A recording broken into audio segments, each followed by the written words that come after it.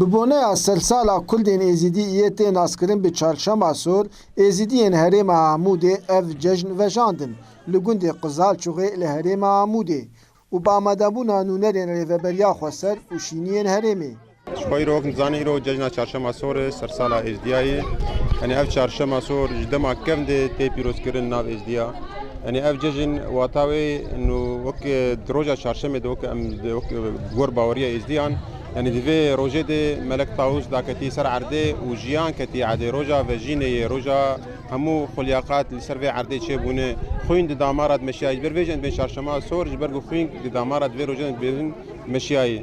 Lîyorresmê cejna çarşema sor tê destpêkirin di roja berî cejnê de. Ji wan adat û kevneşopên Êzidiya di çarşema sor de serjêkirina qurbaniyan her wiha rengkirina hêkan bi rengên xwezayî. روجا بري وي ذبيحه شرجي دكن وهيك خذ لونينن الواني وي حاضري عيدش خذ روجا بري وي دروجا عيد ده ام دچنا بعرضا كل الكنسور بيبونج كل كسكو سورو سبيانتينن ومل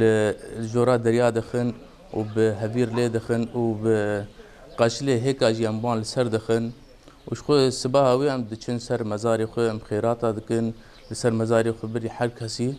و پشتران بلين مالي خو چناب هر كس جمالي خو دركبل مالي خو ججني خودكن و به ججنهان چم میوانی متی ام لوان پیروزکن داخاز û hêviyên her jineke Êzîdî divê cejnê de rizgarkirina wan keç û jinên Êzîdî ji destê Daişa terorîst û her wiha yekrêziya helwesta Kurd e. Cejna çarşema sor em li miletê cîhanê tevayî pîroz dikin taybet miletê me Êzidiyê şengan ji xwe cejna me çarşema sor em li mala Êzidiya pêşwaziya mêvanê xwe dikin em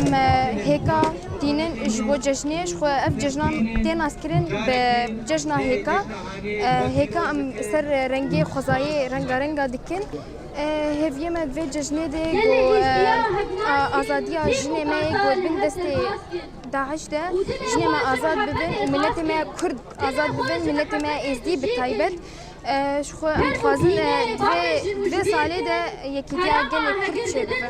Hêjaya gotinê got çarşema sor bi sedê salan e tê pîrozkirin ji layên Kurdên Êzîdî û dîroka çarşema sor çarşema yekê ye ji meha Nîsanê li gorî roznama Rojhilatî.